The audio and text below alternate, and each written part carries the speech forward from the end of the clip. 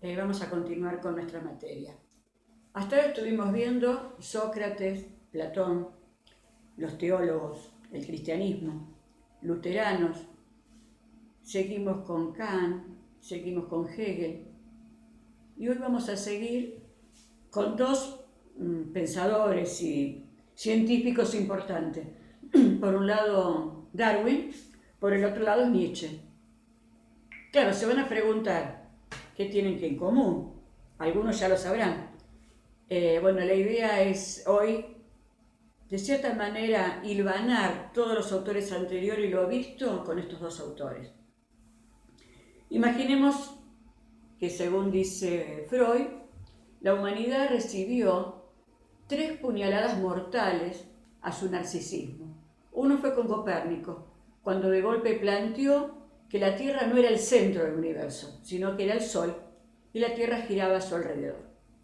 Ya eso fue algo que conmocionó, porque iba en contra del dogma de la Iglesia Católica, y además también de algunas ideas judías. Bueno, después de mucha pelea, de excomulgarlo, de perseguirlo, se terminó comprobando que era cierto, que la Tierra giraba alrededor del Sol. La segunda herida mortal, o herida que recibe al narcisismo, el ser humano, es con Darwin. No nos olvidemos que hasta este momento toda la cultura judeo-cristiana, me atrevo a decir que también la musulmana, la verdad no lo sé, tenían la idea de que Dios había creado al hombre a su imagen y semejanza. Es más, es el aliento de Dios al acercarse a lo que Él había creado el que le va a dar la vida, como que comparte el alma con el humano. Entonces, en el rango de lo que sería el universo, estaría Dios y el hombre. Bueno, el hombre muy bien no le salió, porque como todos saben, lo primero que uno crea por única vez siempre algunas fallas tiene. Por eso la mejoró creando a las mujeres.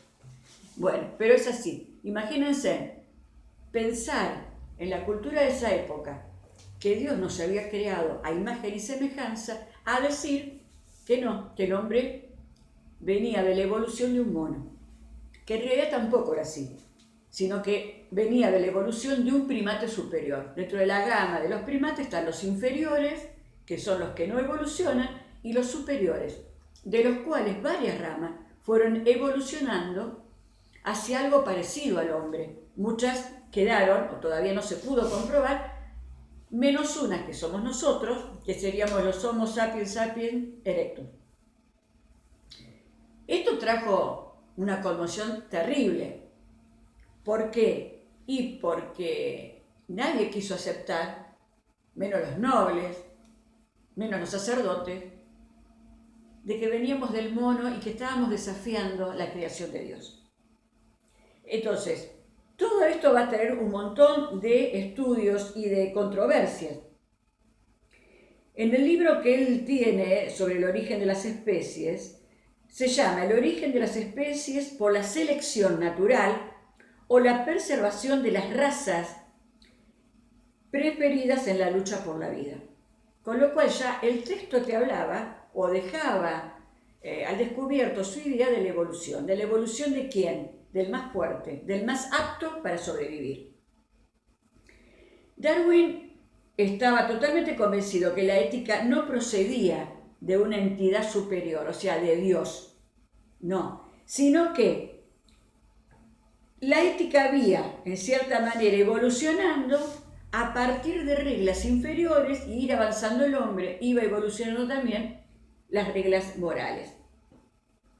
Esto va a tener críticas porque muchos van a decir que lo biológico no es que sea inmoral, sino que es amoral, que no tiene moral. ¿Sí? La moral la va a armar o a, mediante un contrato, consensuar el hombre, pero no los animales. Y además de eso, va a haber otras críticas. ¿Por qué?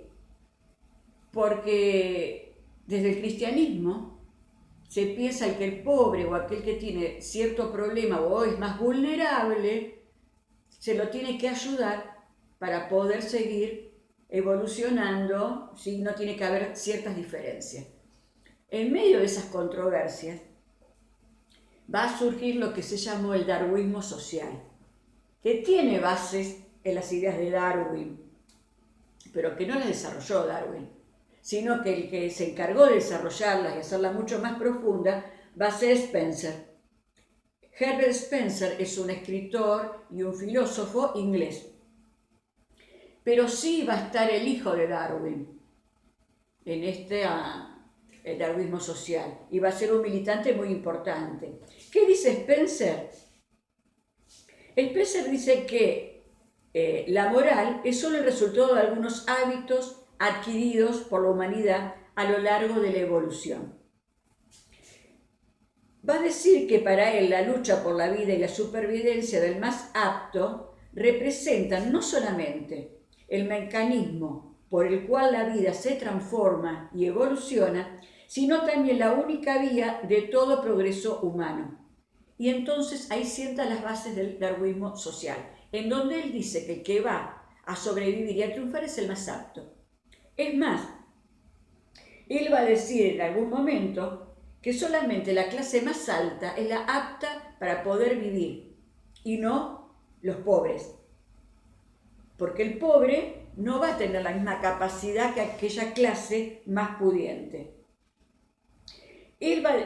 Otra teoría que va a desarrollar Spencer es que en algún momento la población de la Tierra va a aumentar de una manera tal que no va a alcanzar la comida para dar de comer a todos. Eso va a traer un montón de problemas, va a traer guerras, va a traer matanzas. Entonces, él desarrolla una teoría que, miren, dicho sea de paso, muchos lo estarán pensando. ¿Por qué?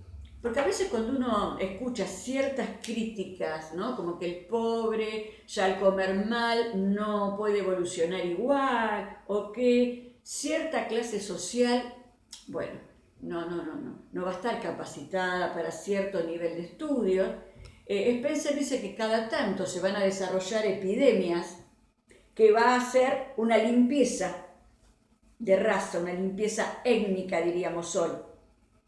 Como por ejemplo, en su época fue la fiebre negra o la peste negra. Esto es una política de reducción de población hecha por el mismo sistema biológico o la naturaleza. Entonces él dice que solo los más aptos van a sobrevivir, justifica la desigualdad de una sociedad, justifica la pobreza y justifica la desigualdad estructural marcada por los ricos. Ojo, que esto tiene mucho que ver también con que Spencer era en inglés y que Inglaterra fue la única en tener la concesión de la caza y venta de negros. No hay que olvidarse de eso, que la esclavitud, los que llevaban la mano de obra esclava, eran los ingleses. ¿De dónde? De sus colonias. Por eso que Spencer va a defender la idea del colonialismo y va a apoyarlo como algo que está bien que se desarrolle a nivel económico, no está mal que Inglaterra haya tomado seres humanos y los haya vendido como mano de obra esclava, ¿sí? Él habla de la humanidad como un animal más y habla de una sociedad para la higiene. ¿En manos de qué? De los más aptos y los más ricos. Esto que Spencer va a desarrollar de esta manera y que puede traer en este momento no estar de acuerdo, pensar que no era empático, son críticas que se le puede hacer hoy, pero en ese momento había muchísima gente que la compartía las ideas, e incluso se dice, o dicen, que todas estas ideas del darwinismo social fue tomado por Hitler y por el nazismo. Así que, bueno, eso sería del darwinismo social, que nosotros después, con la gente de trabajo social y psicología social, vamos a ahondarlo muchísimo más. Habla que la clase pudiente son capaces, son las más aptas, que las clases bajas, y entonces Por eso él dice que no hay que ayudar al pobre, no hay que dejarlo, porque solamente la naturaleza se va a encargar de hacer la limpieza étnica que necesita la sociedad. Es más, en un momento habla de eugenesia. Eugenesia es la sociedad para la higiene. El filósofo alemán Nietzsche, 1844-1900, va a dar una explicación asombrosa, pero lógica, sobre la tesis de Darwin. Nietzsche es uno de los filósofos también no muy estudiados, también perseguido de cierta manera porque se decía que Hitler había leído sus libros y de ahí había desarrollado toda la idea de la raza superior, porque Nietzsche va a hablar del superhombre o el suprahombre, que ahora lo vamos a ver. Lo cierto es que de esa selección natural que mantenía o que desarrollaba Darwin, Nietzsche la va a llamar conducta moral, y que esa conducta moral es necesaria tan solo para el débil. El débil necesita una conducta y necesita reglas morales para que se mantenga a raya. ¿Pero qué? Esas normas morales fueron desarrolladas en su mayor parte por todo lo que fuera lo judío-cristiano. Y él va a decir directamente que eso va a llevar a una doctrina esclava que induce a la resignación y el conformismo y tiende a permitir que el débil impida la autorrealización del más fuerte.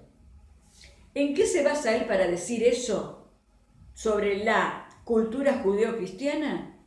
Él directamente va a decir que tanto Sócrates como en algunos casos Platón y los judíos cristianos son los que llevan a la humanidad a no poderse desarrollar. ¿Por qué? Porque él dice que, antes que nada, él era luterano, venía de una familia luterana, de padre pastor luterano y criado dentro de la religión luterana. ¿Por qué digo esto? Porque no era que él no era creyente. Él era una persona creyente, ¿sí? Y bueno, también decir que después muere en un manicomio. La obra de él es muy complicada para entender, porque él como es que escribe frases, ¿sí?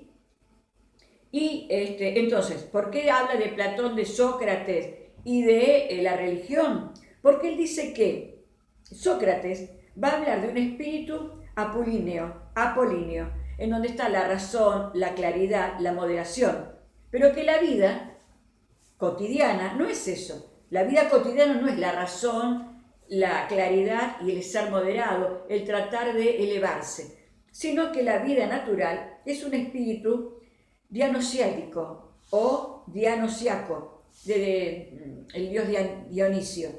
¿Por qué? Porque este hombre común va a tener embriaguez, va a estar lo irracional y va a tener momentos de borrachera y de éxtasis.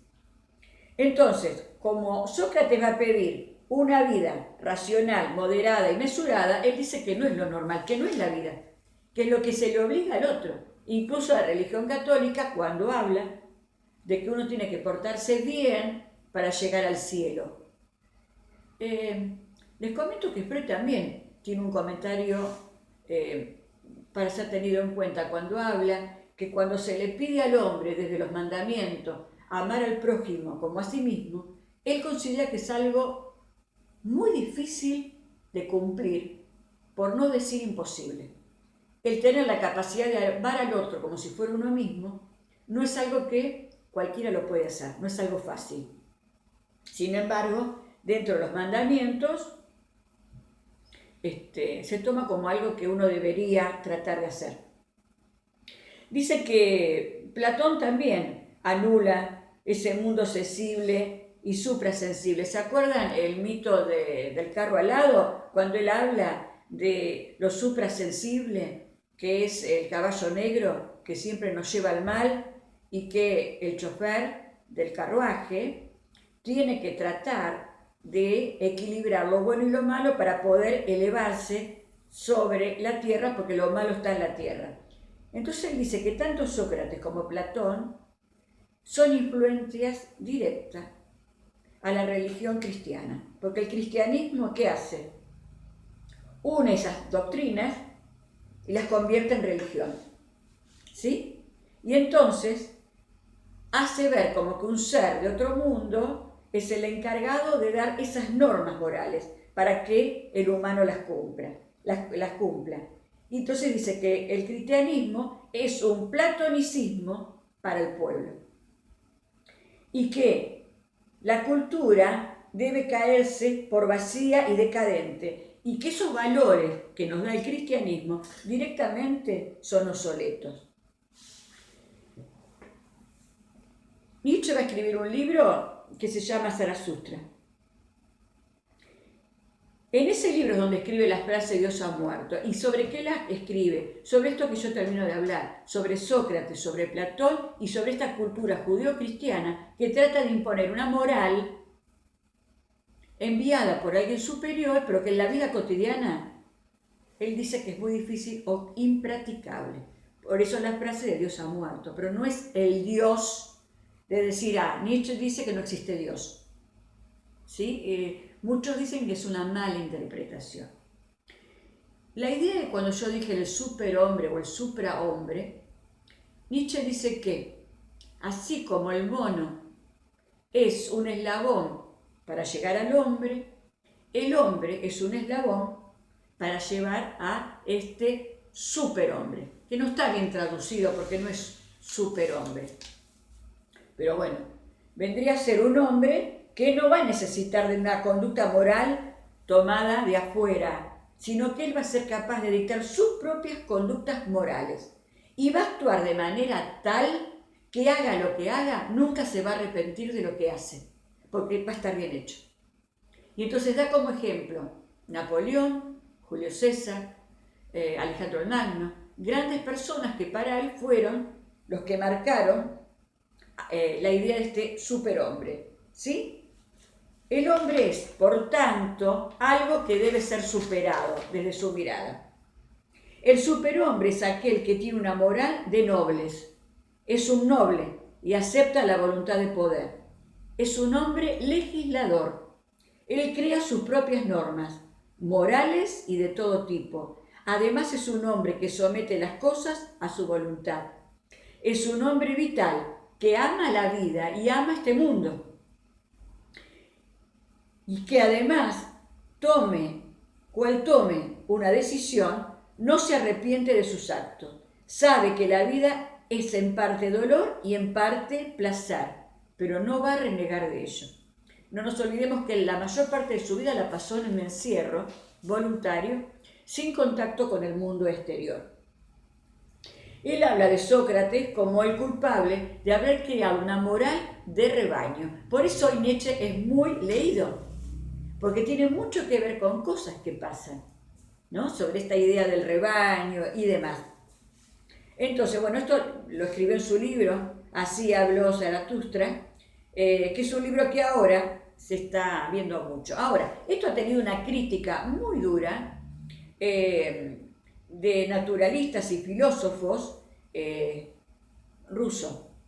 En el apunte lo tienen.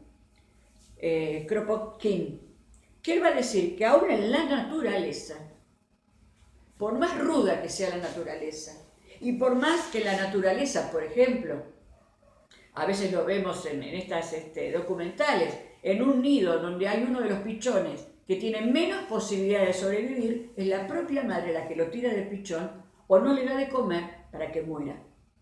Pero él que dice, este filósofo ruso, que no es todo así. Porque hay muchos animales que trabajan en manada y hay muchos animales, incluso plantas, que viven de la asociación y la cooperación. La cooperación y la ayuda recíproca son prácticas comunes y esenciales en la naturaleza humana. Si se renuncia a la solidaridad por la codicia, se cae en la jerarquización social y el despotismo. Entonces, para ir cerrando, solo una norma basada en libertad, solidaridad y justicia puede superar los instintos destructivos que también forman parte de esa naturaleza humana. Esto también hay que verlo. ¿Por qué? Porque después de ello, y después del genocidio que se lleva adelante en la Segunda Guerra Mundial por parte de los nazis, se van a rever muchas cosas, incluso se van a firmar tratados en donde se tiene en cuenta la salud física y mental del ser humano. Bien, hasta acá vemos cómo hay un cambio de moral, un cambio en la visión del hombre como algo netamente biológico, y entonces a partir de la clase que viene, ustedes se van a encontrar con que yo ya voy a empezar a subir 2 videos. Un video para trabajo social y, consultoría, y psicología social, y otro para consultoría. ¿Sí? Todos pueden ver todos, pero uno va a estar encarado directamente en la responsabilidad social y el otro va a estar encarado en la ética y la deontología profesional. Así que bueno, nos estamos viendo separados esta vez, pero bueno, hasta la próxima.